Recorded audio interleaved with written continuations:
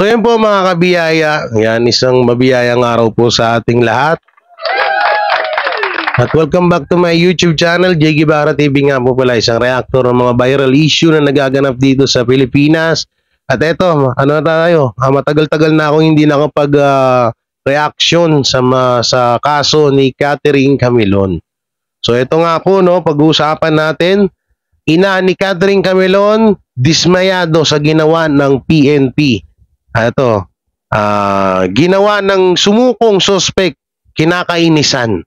So ano nga ba, sino nga ba yung suspect na sumuko? Ito nga po daw ay si Jeffrey Magpantay ay sumuko na po or nagpakita na. At ngayon, parang may kaduda-duda nga daw, pati po daw dun sa classmate ni PNP Major Alan De Castro, ay kaduda-duda nga daw na ginagawa or sinabi or so ito para mapatunayan natin at mas lalong mas malinaw sa inyo, ito po ipanoorin natin. At syempre, don't forget to like, share, comment, and subscribe sa ating YouTube channel at pipindot na lang din po yung bell button para lagi tayo updated sa ating mga video araw-araw. So panoorin natin tong yung kay Senator Raffy Tulfo. Yan. Etong tawag dito, nanay ni Catherine Camilon ay dismaya sa investigasyon ng PNP. So ano nga ba ito? So ito po, panoorin natin. Matagal-tagal tayo hindi nakapag-update dito kay Catherine Camilon, no? Sana ito na yung hudyat para makita na ho siya or malaman kung ano na nangyari sa kanya. So ito, play na lang natin. Ina ni Catherine, dismayado sa ginawa ng PNP. Matapos lumutang ang sospek sa publiko, ay labis ang pagkadismaya ng ina ni Catherine Camilon. Ano nga bang nangyari? At pagkatapos lumutang ay wala pa ring resultang nakukuha ang pamilya sa tumatakbong investigasyon. Matatanda ang noong January 9, bago sumapit ang alas 12 ng tanghali, ay sumuko sa pulisya ng Balayan, Batangas ang isa sa mga sospek sa pagkawala ng beauty queen na si Catherine Camilon. Kasama ang 33 taong anyos na si Jeffrey Magpantay, residente ng Barangay San Roque sa Rosario, Batangas. Ang kanyang ka-live-in partner ng sumuko, 11:59 AM noong araw na iyon. Una nang sinampahan ng mga kasong kidnapping at serious illegal detention si Magpantay, kaugnay sa pagkawala ni Camilo noong Oktubre sa bayan ng Lemery. Handa umano si Magpantay ayon sa pulisya na makipagtulungan sa kaso. Di umano, siya ang nagmaneho sa sasakyan na ginamit sa pagdukot kay Catherine Camilon. Siya ang driver ng pangunahing sospek na si Police Major Alan De Castro. Ngunit bakit nga ba dismayado ang nanay ni Catherine sa ginawa ng PNP? Naibahagi ng pamilya ni Catherine Camilon sa programa ni Senator Raffy Tulfo na sinubukan nilang kausapin ang sumukong driver na si Jeffrey Magpantay.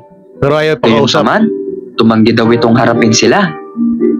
Ayon sa paglalahad ng ina ng beauty queen na si Rosario Camilon, pinuntahan nila sa Balayan Police Station ang sumukong driver ng polis na tinuturong sangkot sa pagkawala ni Catherine. Pagbabahagi pa nga ni Nanay Rosario na nakiusap daw sila sa mga pulis na sana ay makausap nila si Magpantay. Ngunit ang pulis lamang ang umakyat para tanungin ng sospek kung gusto niyang makipag-usap sa pamilya ni Catherine. Pagbaba umano ng pulis ay sinabi niyang ayaw makipag-usap ng sospek. Anya, ang inakala nilang mabibigyan linaw ang nangyari kay Catherine ay mukhang wala ring papupuntahan dahil tumatangging magsalita si Magpantay kaugnay sa kaso ng pagkawala ni Catherine. Matapos nilang mabigong makausap si Magpantay, napagtanto niyang parang gusto lang daw nitong maisalba ang kanya. Naku po. Eh na nga ba yung sinasabi ko dyan mga kabiyaya, no? Parang yung nangyayari ngayon, parang yung ginagawa din ni Major Alan De Castro na ayaw niya magsalita. O ano pang saysay ng ng pagsuko mo para tapos sinasabi mo handang makipagtulungan. Paano makikipagtulungan kung hindi ka naman din nagsasalita?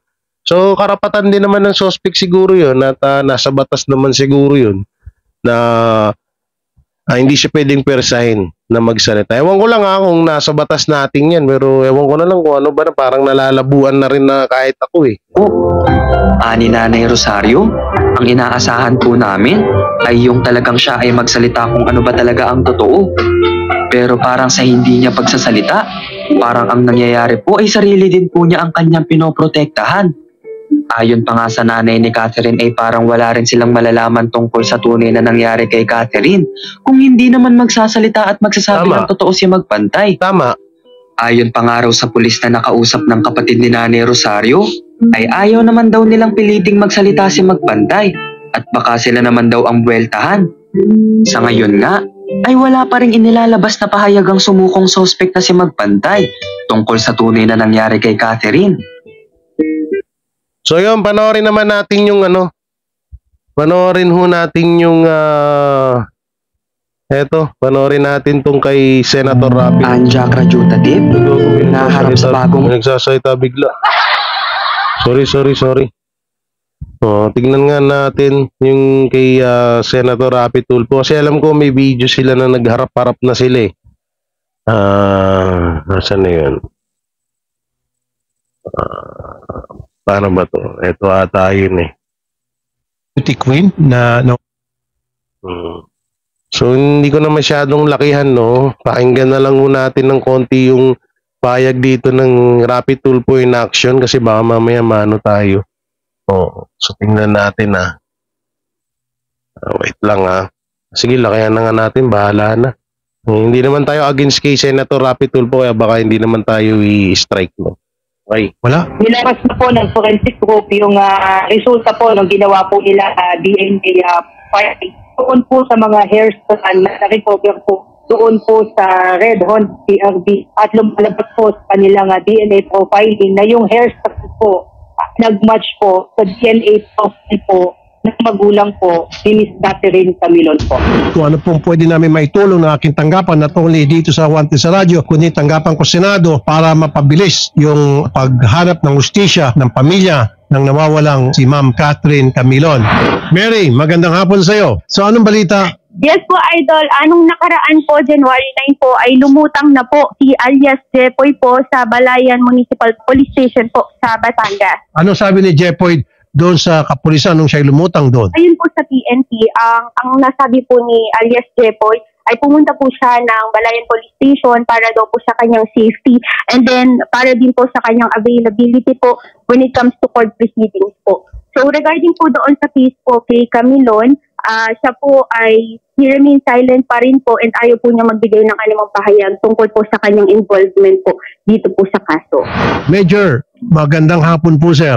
Yes po, Senator. Magandang hapon po, sir. Lumutang po pala or pumunta dyan sa inyong stasyon itong person of interest na driver bodyguard ni Major Alan De Castro. Ano pong sinabi sa inyo nitong si Jepoy? Pumupunta po na sa amin para ipakita po na willing po siya makipag-cooperate at isubmit po sa kanya yung kanyang sarili para sa legal process po ng kanyang kaso. Okay, pero bakit daw po siya nagtago after the incident? Kaya pagdating po sa mga iba pong issues po na tungkol po sa mga reasons po, wala po siyang sinabi. Basta sinabi lang po na sa amin ay basta nanggaling daw po sa Rosario, Batangas at makapag-decide daw po siya para po, yun na po, harapin po yung kanyang kaso ay magpakita na lang po talaga at may pag-cooperate po sa kapulisan dito. Nakausap niyo ba siya mismo, Major, sir?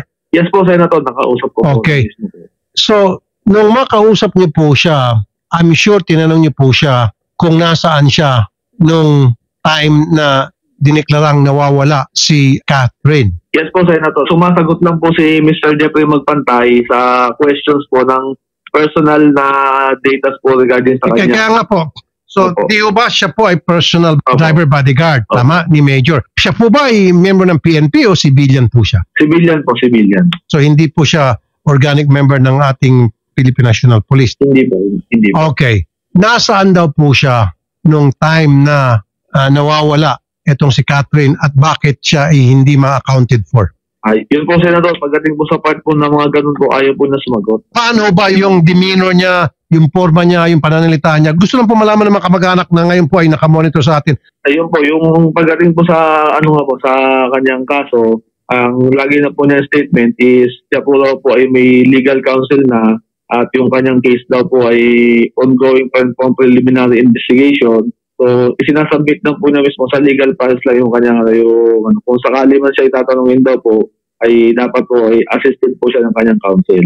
Okay, naintindihan natin yan. Karapatan niya po yun.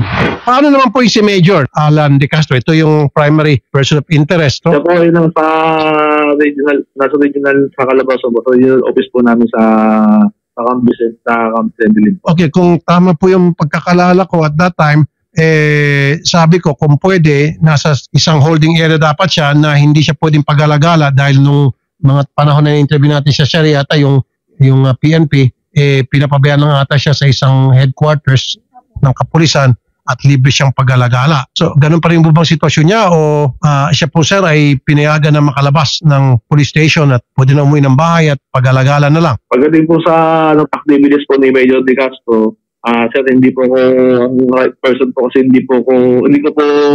wala po kami direct na authority po para po sa pag-monitor po sa. Tingnan mo, pati yung ini-interview ni Senator Rapi Tulfo na police. Ilag din magsalita. Oo. Kaya ganun, no?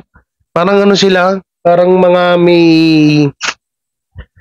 sobrang ingat sila sa mga sasabihin nila. So, nandun naman na din tayo sa point na kailangan talagang pag-isipan kung yung mga sasabihin kasi siyempre may mga baka mapahamak sila or baka mabisto sila o ganun. Pero nakakapagtaka kung sa iba-iba to, sa iba-ibang suspect. Di ba meron pa nga tayo minsan napapanood na hinaharap ng mga kapulisan yung mismong suspect sa mga pamilya. Minsan nga nagkakasuntukan pa nga, minsan sinasasaktan yung suspect May mga napapanood tayong ganun. Pero ba't ito parang masakit man sabihin, puro parang kontrolado ng mga suspect yung ating mga kapulisan. Parang ganun yung nangyayari. Dahil sa station lang po yung level ko po. Yes sir, yes sir. Opo. Sir, siya ho ba ay inyo pong niyaya na magpa-lie detector test? In-offer niyo po ba yun sa kanya? Ay, hindi po, Senator. Bakit hindi niyo po in-offer?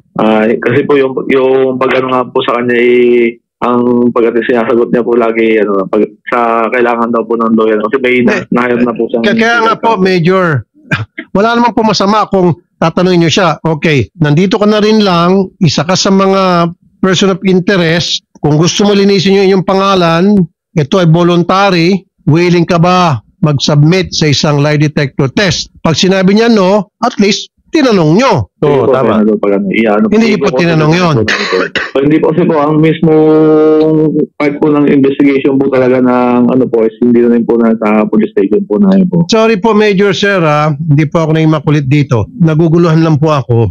Kasi kung sa akin po, kahit din kami nagugulo. Pakita siya para sabihin sa akin na Sen Rafi, nanganganib yung buhay ko o pupunta ko rito para ipakita sa inyo na wala akong tinatago kaya nandito ako. Then, marami po ako itatanong sa kanya. Nandito na rin lang siya, di ho ba? Isang tanong niyo po, pag may sumusurrender sa akin, tinatanong ko po yung sumusurrender sa akin, binibigyan ko siya pagkakataon magsalita, etc. Sinabi niya, ayokong sagutin yan, okay.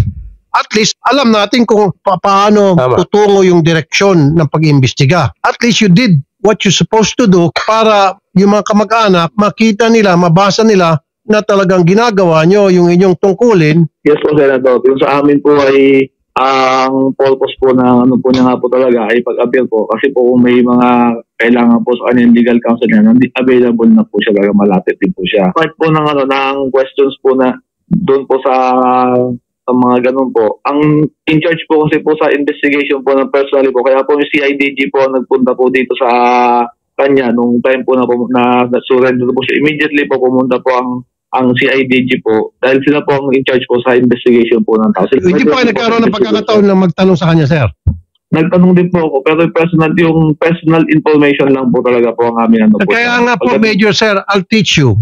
Next time, tanongin niyo po yun. Kasi pag sinabi niya na, sige, magpapalay detector test ako, then ilay detector test nyo, doon may kita na wala siyang tinatago, wala siyang kinakatakutan. Hindi siya ninenervyos. Ba't ako nervyusin? Magsasabi lang ako ng totoo. Malinis yung aking konsensya. yes, I'll submit myself to anything, such as lie detector test. Tama ba, sir? Okay po, sige po, Senator. And then, sir, pwede ba malaman namin kung ano-ano yung mga tinanong nyo sa kanya? Regardless kung sinagot niya kayo o hindi. Ano-ano po halimbawa? This is for the kamag-anak, sir. Po, Senator, ang aming kinuha po sa kanya, ang sabi ko nga po sa inyo, ang aming kinuha, ano po yung basis po nung bakit po siya nag-report po sa amin dito. Okay, anong sagot niya? Yun po, sinabi niya nga po, gusto po niya na dito na po at kung sakali pong may kailangan po talaga sa kanya yung mga para mapabilis po yung processing po ng kanyang kaso, kung may kailangan po yung kanyang lawyer at makita po ng tao na siya po hindi nagtatago talaga at haharapin din po niya kung ano man yung case na kinakaharap niya ngayon. Okay, first question. Ano po yung second question? Then yun nga po, tinanong din po na saan po siya nang galing at sinabi po niya sa amin ay galing po siya ng bayan din po ng Rosario. At kaya po, dumiretso naman po siya dito sa Balayan, Batangas. Okay, third question. Yan po. Other than that po, yung sinabi po niya namin kung ano nang bakit nga po Balayan, yun yung sabi nga po niya, yung family nga po niya ay dahil may anak po siya ay kinakasama ay dito po nakatira sa bayan ng Balayan. So, kinonsider din po niya ng kung sakali po mas madadalaw po siya kung nasa Balayan po siya, kung Okay. nasa Rosario po siya. Pero hindi niyo po tinanong sa kanya na bakit ka nagtago. Kasi for a while, hinahanap po siya ng PNP, di po ba? Yes po, sir. Yung po, ang tinanong ko rin na po sa kanya yung part po na yun, ang sabi lang po niya ay basta siya po ay ayaw lang po niya magpakita sa mga tao noong time na yun. Kasi nag-iisipan po siya kung paano po magandang actions po na dapat niyang gawin. Okay, so tinanong niyo po yun, sir. Sabi niya, ayaw niya magpakita sa tao. Hindi niyo po ginawa ng follow-up question, bakit ayaw mo magpakita sa tao? Yun po, kasi nga po, ang ano po, inaayos pa po niya yung mga dapat pong ayusin at kailangan po yun po niya sa pagharap po sa kanyang kaso. Ano na po yung dapat niyang ayusin bago siya magpakita? Ayun, siguro, yun na po siguro po, ang kailangan niya, yung para po may mga pag-ano po ng kailangan po sa kaso po niya, yung mga abogado po, kung sakali po may mga inaano siya na witness na pwede niya sabihin po na saan. Hindi po siya conclusive yung sinabi, basta sinabi ko, ano pong kailangan po niya na para po harapin ang kanyang kaso. Ay Wala palang boses. Kulang-kulang yung alam nyo, bilang isang pulis, kapag may mga ganyan, dapat kung tinatawag na complete package yung talagang pagtanong, pag-interview dun sa isang suspect, di ba? Kadalasan talaga. So dito parang ang tipid, no? Tingnan nyo, tinuturo pa ni Senator Rapi Tulfo kung ano yung dapat itanong doon sa suspect. No? So yun, palayo natin. lang daw po siya. Then, kung ayos na po lahat, siya po ay willing na pong umarap po para sa harapin po yung kanyang kaso. Okay. Natanong niyo rin po siya nung mga oras o araw na kung saan nawawala o nawala ito pong si Catherine. Nasaan siya? Tinanong niyo po sa kanya? Yun po, yung pagdating po sa kung ang personal tanong po kay kung yung regarding po nga po sa case po na ni Catherine Camilon ay doon na po siya nagsabi po ng sir, ako po ay may legal counsel. Pagdating po, ongoing na po yung case niyan, hindi na po ako pwede magbigay ng statement other than yung assisted by a may counsel. Naintindihan po natin Anything na sabi niya po, anything na questions niyo po sa akin dyan regarding po sa na may related sa case na aking kinakaharap, ang advice sa akin ng counsel is kailangan talaga in his presence. Naunawaan ko po yan. May kasama po siyang abogado nung pumunta po sa estasyon ninyo. Wala po nung time po yan ng kanyang abogado dahil at that time din po kasabay din po siya ng kanilang preliminary investigation sa Batangas City. So wala po siya kasama abogado? Ang ano po niya ay ang dinala po niya ay yung mismong waiver na sinasabi na wini-waive niya po kung sakali na willing. Akala natin dati si Jeffoy or si Jeffrey Magpantay ay wala na rin, no, dahil isa nga to sa bali pinaka-suspect sa pagkawala ni Catherine Camilon na magtatatlong buwan na huwata ngayon, no.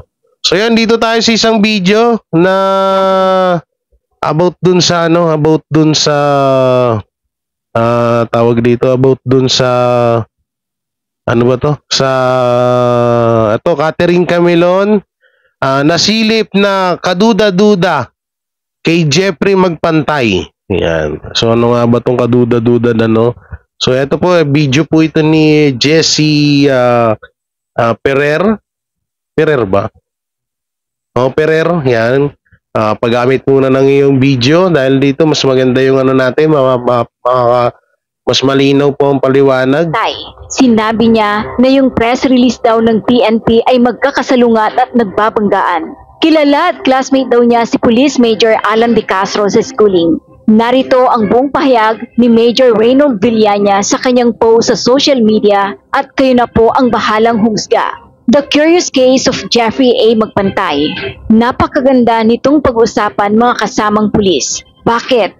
Yung press release ng PNP ay magkakasalungat at nagbabanggaan. Si Jeffrey ay isa sa mga pangunahing suspect sa pagkawala ni Catherine Camilon, isang beauty queen. Kasama niya sa reklamong nakasampa sa piskalya ay si Major Alan De Castro, isang kakilala at classmate ko sa schooling. Base sa balita, si Major De Castro, may asawa, ay nagkaroon raw ng relasyon kay Catherine at si Jeffrey ay kanyang personal na driver. Bago raw mangyari ang pagkawala ni Catherine, lumabas ito para kausapin si Major De Castro. Mayroon rin daw na nakakita na inililipat ni Jeffrey ang isang dugoang tao galing sa isang sasakyan papunta sa isang sasakyan. Kalaunan, may nakitang isang abandonadong sasakyan na may mga physical evidence na tumutugma kay Catherine. Ngayon, si Major Alan De Castro ay naka-restrictive custody sa ating kampo. Samantalang si Jeffrey ay sumuko sa Balayan Municipal Police Station, Batangas nito lamang January 9. Eto na, ang sabi ng PNP, si Jeffrey ay hindi arestado. Kusang nagpa-custody raw siya kasi natatakot sa kanyang buhay. Hindi rin daw inamin ni Jeffrey ang bintang na sangkot siya sa pagkawala ni Catherine. Sabi pa ng PNP,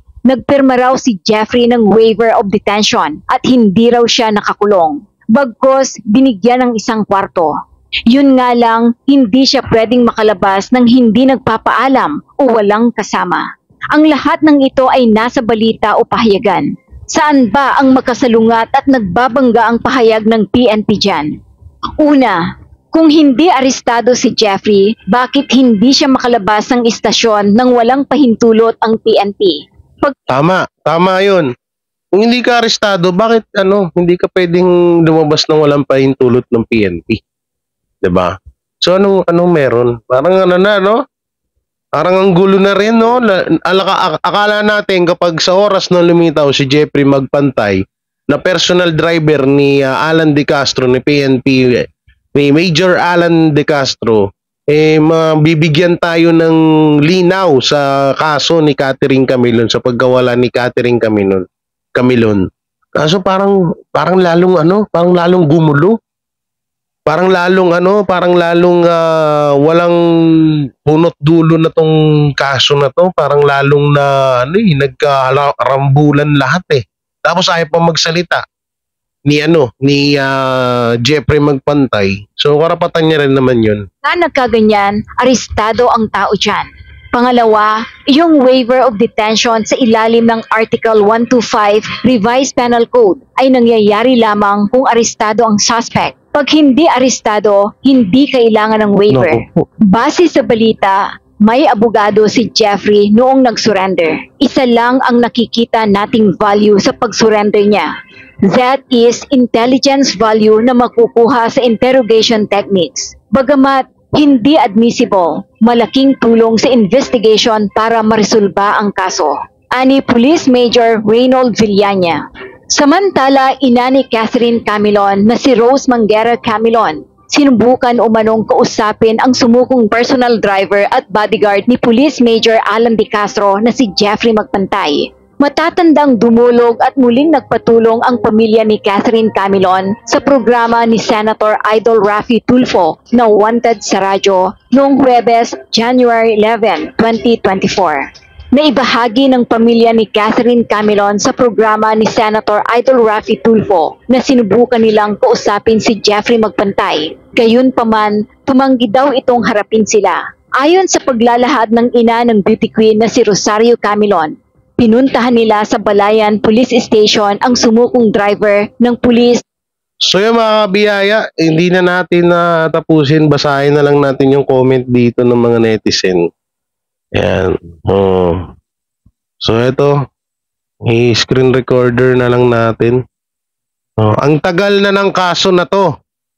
Dapat may timeline na kung hindi kayang tapusin ng pulis sa takdang araw, kailangan ilipat sa katulad ng NBI o kung meron pang iba na hindi sakop ng pulisya.